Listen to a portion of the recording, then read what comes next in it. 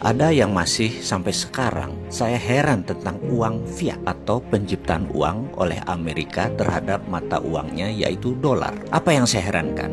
Mereka boleh mencetak uang sesuka-suka mereka, tetapi kalau rupiah mau mencetak harus ada jaminan atau underlying, di mana IMF dan World Bank pasti ngamuk jika tanpa jaminan, terutama jaminannya adalah dolar dan emas. Ayo dong pakar ekonomi yang katanya pinter, bisa jelasin ini nggak? Sementara di sisi Amerika, sejak 15 Agustus 1971, tanggal di mana Amerika memutuskan bahwa dolar tidak menggunakan emas sebagai jaminan cetak penerbitan uang tersebut. Itu merupakan tanggal paling bersejarah bagi Amerika. Jauh lebih bersejarah dari terbebasnya perbudakan oleh Lincoln, dan jauh lebih bersejarah dari terpilihnya megalomania yang bernama Donald Trump. Karena sejak saat itu Amerika menjadi negara yang sangat kaya. Kenapa? Karena mereka suka-suka cetak uangnya. Sesungguhnya kita harus berani menantang hal ini, terutama para pakar ekonomi kita, dengan pertanyaan sederhana, terbitnya dolar itu berdasarkan apa? Boleh nggak sih saya heran dengan para dosen, para pakar ekonomi, para pejabat ekonomi, profesor, doktor ekonomi, mengapa mereka setuju Amerika cetak sak mau-maunya, dan bahkan Anda mencari pembenaran-pembenaran, sementara negara lain tuh haram hukumnya untuk mencetak uang. Dan hebatnya lagi pejabat negara yang pasrah bongkoan dengan konsep ini tuh banyak. Saya tidak habis pikir, apa yang menyebabkan banyak negara tidak berani cetak uang sendiri seperti Amerika? Inflasi. Kok Amerika cetak sak mau-maunya, inflasi mereka di bawah 3 atau 4% sih? Subprime mortgage, skandal keuangan menghentak ekonomi Amerika hingga 8 juta pengangguran dan merugikan triliunan dolar di tahun 2008 yang menghajar banyak lembaga mitra Federal Reserve seperti Goldman Sachs, JP Morgan dan lain sebagainya.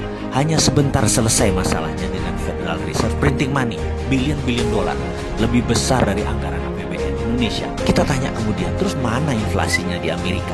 Tahun depan ya 2009 atau 2010 nggak lewat tuh 3% inflasinya. Mengapa Indonesia tidak ikut Amerika juga cetak duit? Ada emang yang menahan? Oh ada.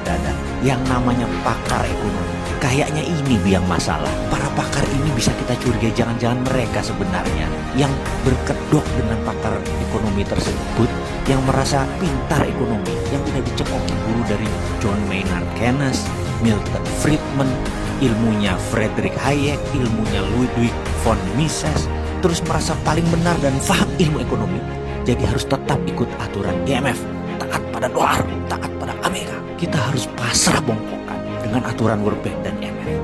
Cetak duit harus ada jaminan. Kita tanya, lu kok gitu sih? Apa benar ilmu itu? Jangan-jangan ilmu udah kadaluarsa kali. Coba kita lihat fakta. Rupiah dipakai sebagai mata uang yang tidak pernah sekalipun menguat kekuatannya.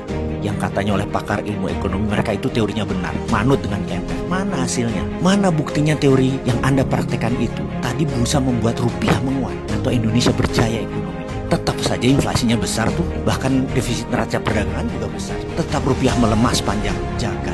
Lebih dari 70 tahun Indonesia merdeka. Ke depan bagaimana? Ayolah kita pikir, mengapa kita tidak coba hal yang radikal, hal yang baru, hal yang berani, hal yang kita belum pernah lakukan sebelumnya dengan perhitungan matang, yaitu printing money, printing air seperti Amerika, seperti Cina. Sekali-sekali beranilah.